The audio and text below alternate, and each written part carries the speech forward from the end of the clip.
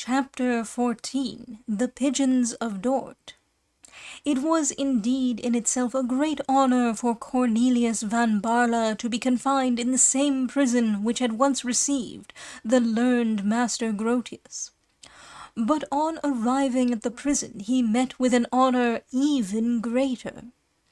As chance would have it, the cell formerly inhabited by the illustrious Barneveld happened to be vacant, when the clemency of the Prince of Orange sent the tulip fancier Van Barla there. The cell had a very bad character at the castle since the time when Grotius, by means of the device of his wife, made escape from it in that famous book-chest which the jailers forgot to examine. On the other hand, it seemed to Van Barla an auspicious omen that this very cell was assigned to him, for, according to his ideas, a jailer ought never to have given to a second pigeon the cage from which the first had so easily flown. The cell had a historical character.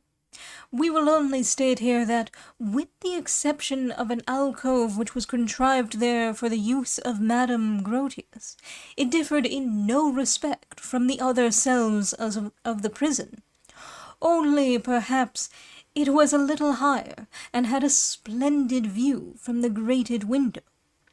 Cornelius felt himself perfectly indifferent as to the place where he had to lead an existence which was little more than vegetation. There were only two things now for which he cared, and the possession of which was a happiness enjoyed only in imagination: a flower and a woman, both of them, as he conceived, lost to him forever. Fortunately, the good doctor was mistaken. In his prison cell, the most adventurous life which ever fell to the lot of any tulip fancier was reserved for him.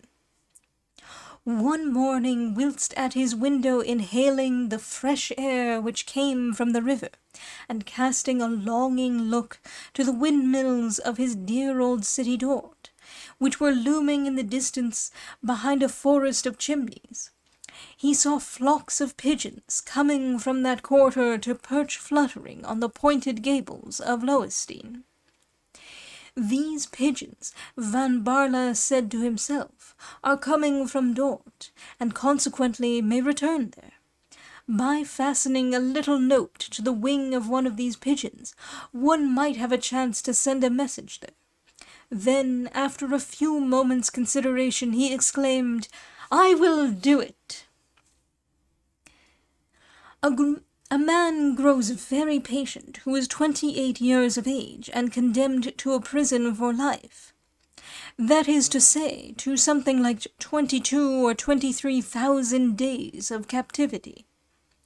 Van Barla, from whose thoughts the three bulbs were never absent, made a snare for catching the pigeons, baiting the birds with all the resources of his kitchen, such as it was for 8 slivers,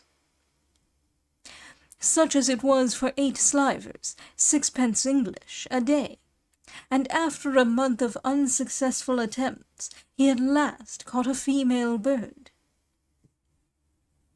It cost him 2 more months to catch a male bird.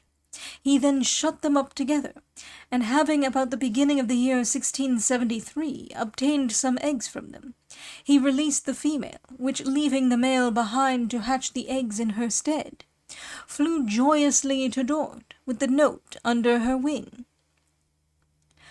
She returned in the evening. She had preserved the note. Thus it went on for 15 days, at first to the disappointment and then to the great grief of Van Barla. On the 16th day, at last, she came back without it. Van Barla had addressed it to his nurse, the old Frisian woman, and implored any charitable soul who might find it to convey it to her as safely and as speedily as possible. In this letter there was a little note enclosed for Rosa. Van Barla's nurse had received the letter in the following way: Leaving Dort, Mynheer Isaac Boxtel had abandoned not only his house, his servants, his observatory, and his telescope, but also his pigeons. The servant, having been left without wages, first lived on his little savings, and then on his master's pigeons. Seeing this, the pigeons immigrated from the roof of Isaac Boxtel to that of Cornelius van Baarle. The nurse was a kind-hearted woman who could not live without something to love. She conceived an affection for the pigeons which had thrown themselves on her hospitality, and when Boxtel's servant reclaimed them with culinary intentions. Having eaten the first 15 already, and now wishing to eat the other 15, she offered to buy them from him for a consideration of 6 stivers per head. This being just double their value, the man was very glad to close the bargain, and the nurse found herself in undisputed possession of the pigeons of her master's envious neighbour.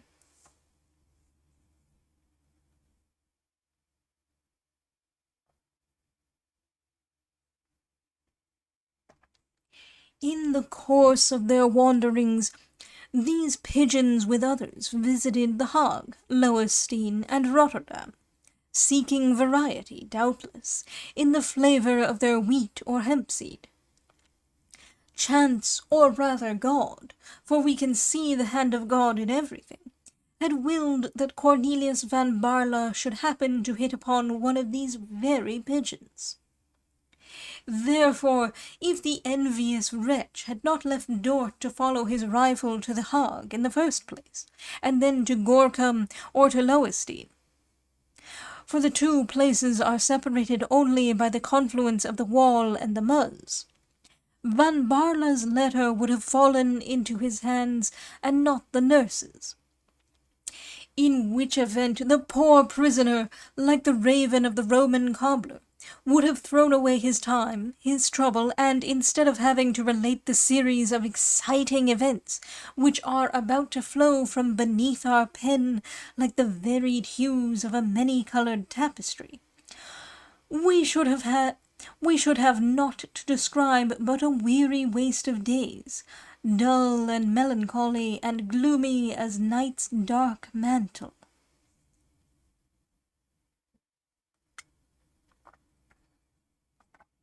The note, as we have said, had reached Van Baarle's nurse. And also it came to pass that one evening in the beginning of February, just when the stars were beginning to twinkle, Cornelius heard on the staircase of the little turret a voice which thrilled through him. He put his hand on his heart and listened. It was the sweet, harmonious voice of Rosa. Let us confess it, Cornelius was not so stupefied with surprise, or so beyond himself with joy, as he would have been but for the pigeon, which, in answer to his letter, had brought back hope to him under her empty wing, and knowing Rosa, he expected, if the note had ever reached her, to hear of her whom he loved, and also of his 3 darling bulbs. He rose, listened once more, and bent forwards towards the door.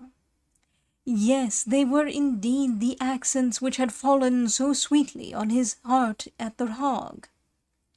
The question now was, whether Rosa, who had made the journey from the Hague to Lowenstein, and who, Cornelius did not understand how, had succeeded even in penetrating into the prison, would also be fortunate enough in penetrating to the prisoner himself.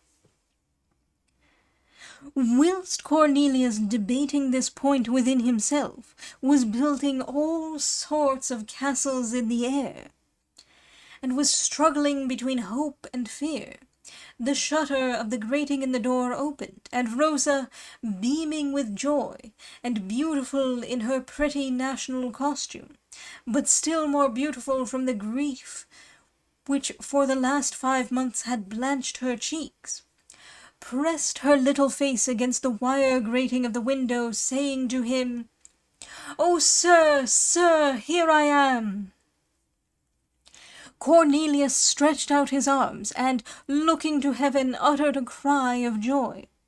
"Oh, Rosa, Rosa!" "Hush! Let us speak low. My father follows on my heels," said the girl. "Your father?" "Yes, he is in the courtyard at the bottom of the staircase, receiving the instructions of the governor.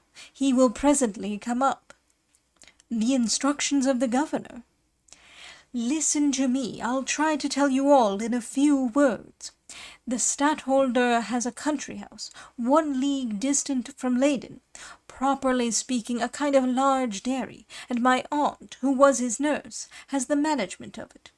As soon as I received your letter, which, alas, I could not read myself, but which your housekeeper read to me, I hastened to my aunt. There I remained until the prince should come to the dairy, and when he came, I asked him as a favour to allow my father to exchange his post at the prison of the Hague with the jailer of the fortress of Lowenstein. The prince could not have suspected my object. Had he known it, he would have refused my request. But, as it is, he granted it. And so you are here, as you see. And thus I shall see you every day, as often as I can manage it. Oh, Rosa, my beautiful Rosa, do you love me a little?" "A little," she said. "You make no great pretensions, Mynheer Cornelius." Cornelius tenderly stretched out his hands towards her, but they were only able to touch each other with the tips of their fingers through the wire grating. "Here is my father," said she. Rosa then abruptly drew back from the door and ran to meet old Griffiths, who made his appearance at the top of the staircase.